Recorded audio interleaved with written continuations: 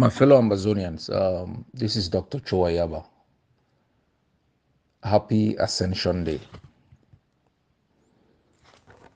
Yesterday, I was out for a meeting and realized that it was Norwegian Liberation Day. I wasn't really aware, and I did a bit of studies to understand what it meant. And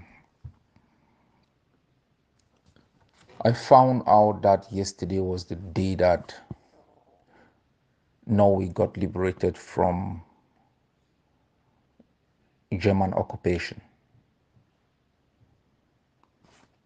German forces entered Oslo in 1940. They installed a prime minister called Mr. Vidkun Quisling. The king escaped with the prince, King Hakon, with Prince Olaf. They escaped to London. When Hitler started bombing London, they moved to Scotland. Norway had been in a form of union with Denmark for close to 350 years. Thereafter, in another union with Sweden for close to 100 years. These three countries almost speak the same language.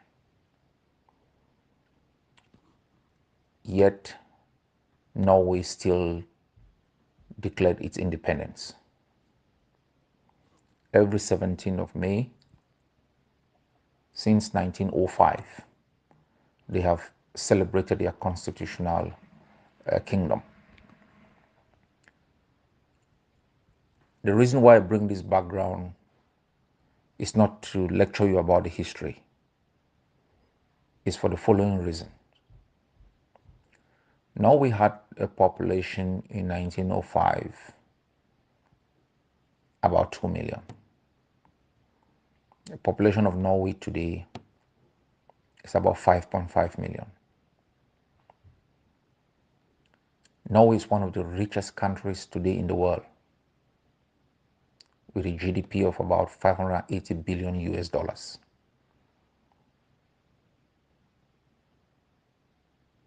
It's almost like a replica of Amazonia. Norway could have simply adopted the Danish language, Swedish, but they ensured that the Norwegian language, which was an intrinsic part of their culture, was developed.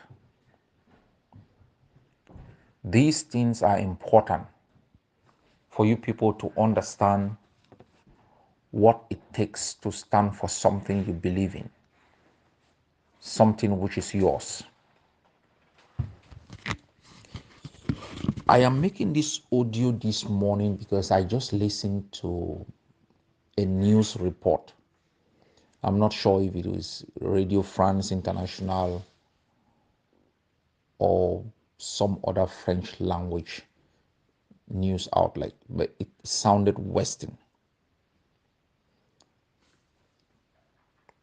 where the traitor Balla was interviewed. And I am making this audio to be able to explain a couple of things. Because deception is potent. Deception is the basis for the development of policies of deprivation and policies of occupation. It begins with deception, telling a big lie. And based on that lie, you can then begin to develop policies that affect people negatively. Balla is building from the treachery of Capo Daniel. And the assumption that they are making is if Amazonians surrender, it will open the avenue for dialogue. And I'm happy in the same news outlet Atanganji has rejected that fantasy and asks for total capitulation and for Ambazonians to go to the DDR. The whole of Ambazonia is already a DDR. It's already a concentration camp. So I am not really sure where they want Ambazonians to go anymore. But I want to take a quiet moment to talk about this assumption, which has been the basis of the treason that Balla has always committed and that Capo Daniel has joined them. Motivation is very critical in understanding why people betray. And I was having a conversation this morning with a couple of individuals. When you see presidents, chief executive, and others are highly protected, it's not simply because they may be killed by detractors or they may be harmed. It is also because access is all you need to corrupt. When you provide access enough to your opponent, you will be emotionally corrupt. They will corrupt you. They will taint your conviction. They will undermine your stance. And they will predict your next move. So the principal reason why influential persons are protected is to prevent or to make access difficult. Because those who hold powerful positions are human beings. In continuous interaction with the devil begins gradually to make you think like the devil. That's why when we're growing up, they always tell you, avoid that kid, avoid that one, avoid these milieus. Don't walk around with people who smoke. Don't go where there are certain kinds of activities, because by virtue of interaction, you might begin to adopt those tendencies. Why is Balla a traitor? Is it because he does not believe in Ambazonia's right to be free? He does. He's intellectual enough. In Balla's articulations, you see him articulate the foundation for external self-determination. He's a lawyer by profession. He holds a PhD in law. And so he is not blind to the basic international law principle that protect nations from destruction. There are outlets, it's captured in international treaties, which he is well schooled in. He's a practicing lawyer. He's read the Constitution, the Penal Code, the Civil Code of Cameroon. He is well schooled in the contradictions of those instruments. He is not unaware of the facts of history. He is well schooled in case law, in precedents that informs sometimes decisions, even in courts. So why is he then a traitor? Do you think he thinks very strongly that independence is counterproductive to the development and protection of the Amazonian people? Do you think he sincerely believes that Cameroon as it is the container within which the individual Amazonian or the collective of all of us can properly develop? No, he doesn't. Why is he then a traitor? The reason why Balla is a traitor is the same reason why Capo today is a traitor. Do you think somehow Capo's views just change? Do you know how long it takes to build the conviction that people like that had? Do you think you will give away that foundation of your belief suddenly? No, it is because of influence.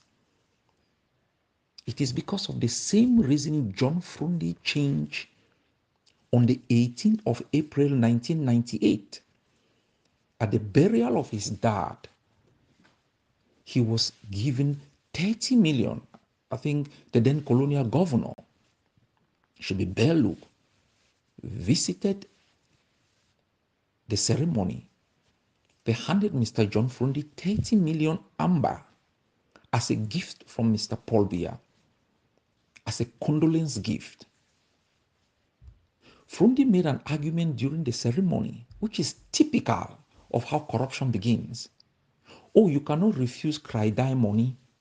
Oh, you cannot refuse money for mourning. Those are kind of the complicit justifications that you begin to give when you begin to break down conviction to integrate unacceptable compromises. And you inevitably tie yourself to that sense of compassion offered by an avowed murderer. So why is Balla a traitor? It is the same reason why Capo Daniel is a traitor. It is not sudden. They are attached somehow to the system. They owe some sense of loyalty to the system through transactions, money, through certain loyalties we might not even be able to uncover today. Why was the king of England, of the United Kingdom, a traitor? He believed very strongly after he was refused the right to marry a divorcee or a lady who had not even divorced. He abdicated the throne because he insisted on getting married. And then he went on, before then, he was even a Nazi supporter against his own country. Why did the support of the king continue during the war? Why did the abdicated king want Hitler to win? He believed that if Hitler won and defeated the United Kingdom, it would give him back access to the throne.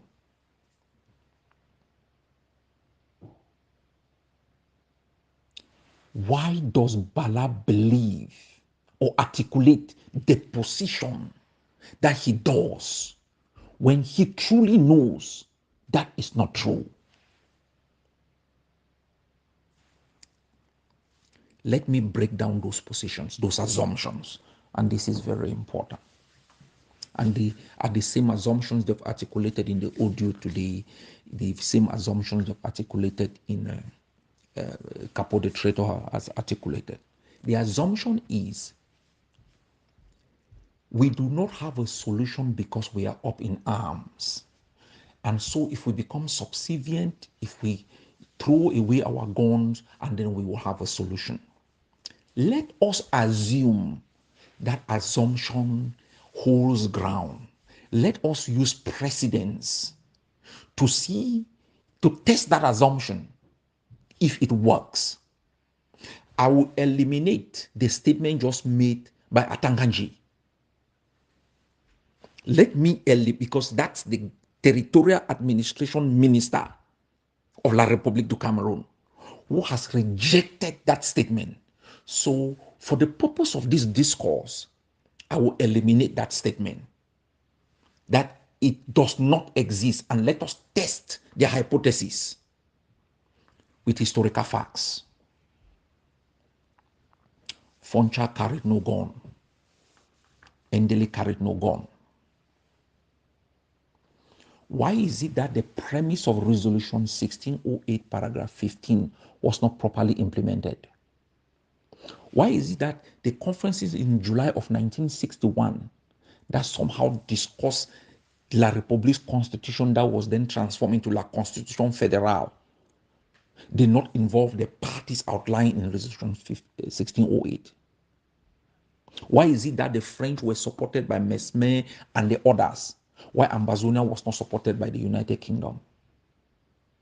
Why is it that the Constitution was not adopted in the House of Parliament in Ambazonia to give it legal assent within Ambazonia or to make it valid, binding on us? It is simply because all what was done was a facade to impose Cameroon on Ambazonia. And that facade was dismantled on the 20th of May 1972.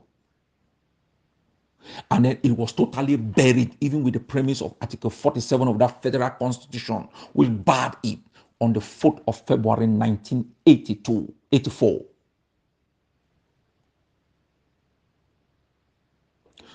So let's go back on that. Let's go back testing the hypothesis that, oh, suddenly if Ambazonians throw in their guns, then everything will work well.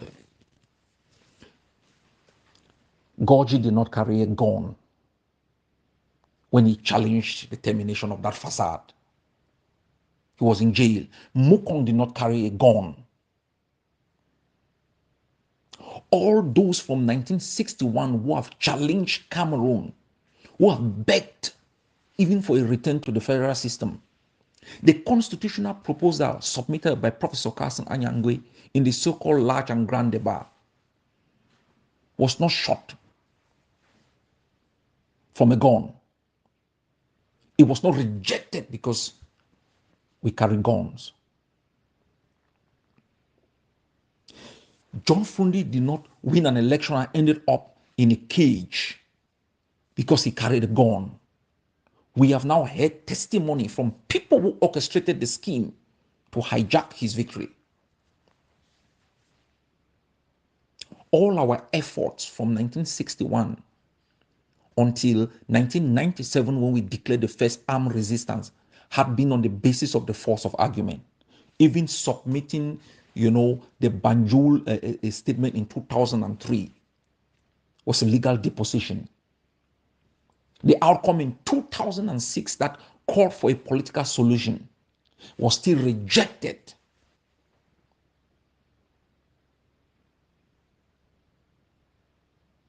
These people have not refused sensible understanding for even coexistence on the basis that we carry guns.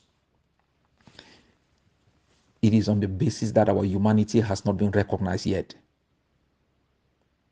They cannot understand how the 2 cubes of sugar, les Bamenda, les Anglo, les ennemis dans la maison, les Biafrins can suddenly rise from the cave to ask for equality.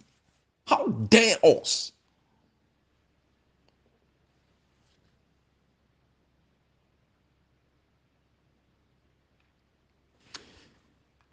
The facts speaks for themselves. From 1961 up till 1997, I'm not even going to adjudicate the period between 1997 and 2017. The facts are clear. We in 1995 conducted the signature referendum to also test the hypothesis that, it's just a minority of Ambazonians who are clamoring for independence. 95%.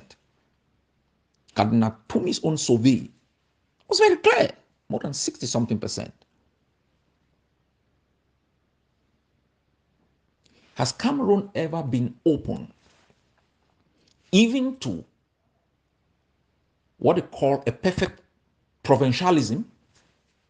Has Cameroon been open even to a perfect regionalism? Has Cameroon been open to even allow people elect a mayor who has real powers without the due being the one that adopts the budget, that oversees the implementation of the budget, or in urban areas forcing a government delegate? Has the Francophone system derived from France been one that you can say accepts provincialism, regionalism in its perfect form to give the kind of autonomy that these traitors are talking about, or the federalism? You're asking for federalism? You've not been able to explain that we even need a federalism. Why do we even need a federalism? Why was the one that existed before destroyed? So when you marry the facts, tie the facts to the hypothesis, it doesn't turn out to be something worthy of analysis. Let me introduce another era from 1997 up till when Patasang and the others, including Traitor Balla. Patasang did not ask for independence. He did not even ask for his village to be given even autonomy.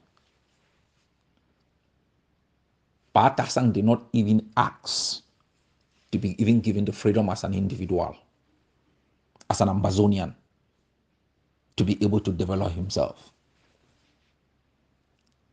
He just asks that we be given an opportunity to educate our children in a sensible way. You know where he resides today? That guy, if not of the fact that he comes from the grass field, might not be able to carry a gun. Never shot a gun. Why is Ayub Tabe in jail? Why is Professor Awasum in jail? Why is Pound for 70-something years in jail? A man who was the chairman of the Constitutional Affairs Committee of the SDF, who are the foundation of crafting the four-state federation proposal upon which the SDF has campaigned for election. Why is he in jail? Because he's carrying a gun? What should he surrender to give La Republique the opportunity to enter into your so-called dialogue? What is the outcome of the dialogue that you people went and drank your own vomit in Yaoundé? What is the outcome? Balla, tell us the outcome. Why are lawyers in jail? Why were they beating on the streets? Because they were asking even for your so-called autonomy. They were not even asking for your autonomy. They were simply walking on the premise that everyone should be presumed innocent until the facts are able to be tied to the law for you to be convicted.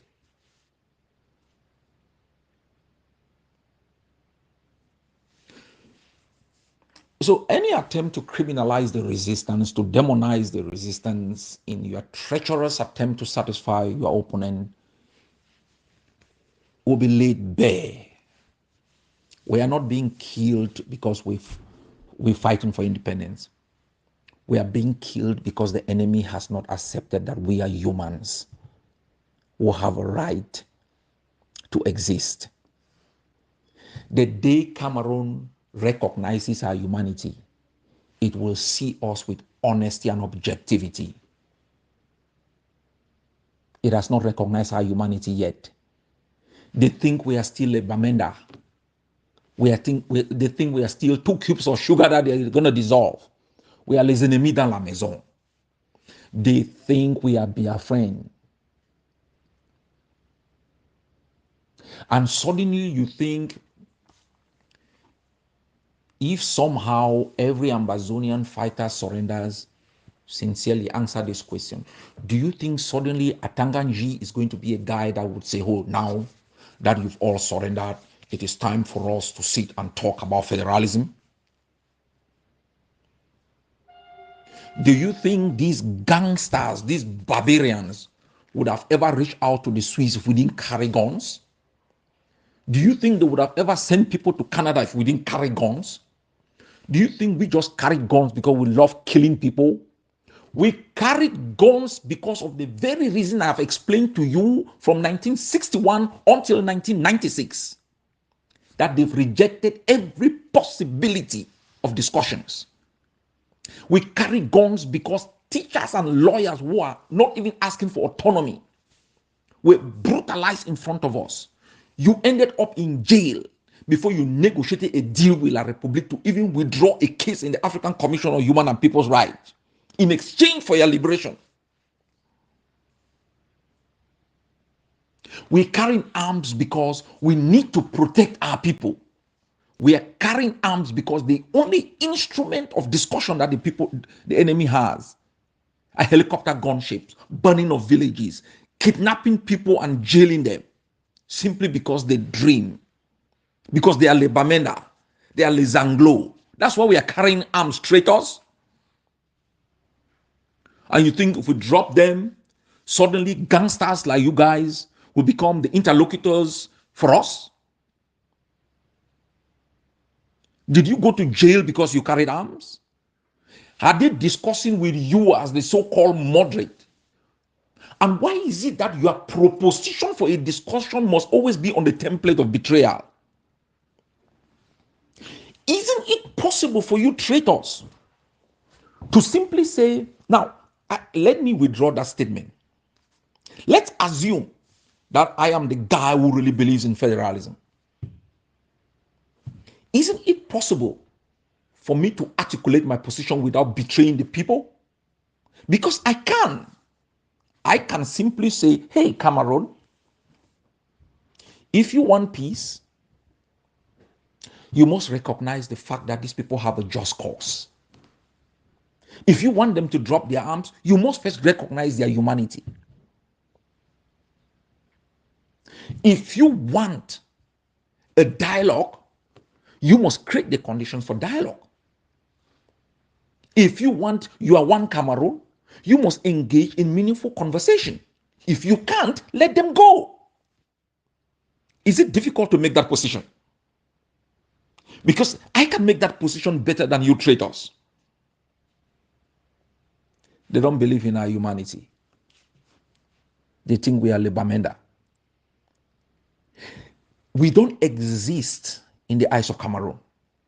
We do not exist. They don't still think we are humans enough because for 61 years, these people have made us to change our name, worship their flag, sing their anthem, beg to be Cameroonians just to have a job, speak French just to be recognized, dress and walk and talk like them, deny the names of our villages because we're so ashamed until Amazonian fighters came to town and made Kwakwa a name, made Alabokam a name. You never heard of Daddy. You never heard of Abokem German. You never heard of Ntanka. 7 Kata was used as a derogatory name against the people of Bafut until these men rose up and gave us pride. That is the pride you want to take away in your surrender appeals, in your penchant for surrender to satisfy your master who has bribed you. Amazonians, you are not only carrying arms, you should multiply the arms. And I can promise these traitors, when we get to that level, we will seize part of Cameroon so that you can have the chance to go and tell the world that the part we have seized should surrender themselves to Amazonia and be cowards not to resist.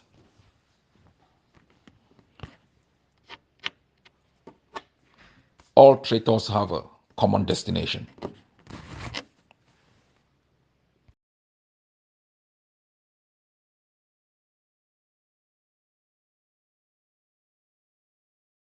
Amazonia Defense Forces, the vanguards of the Amazonia War of Independence.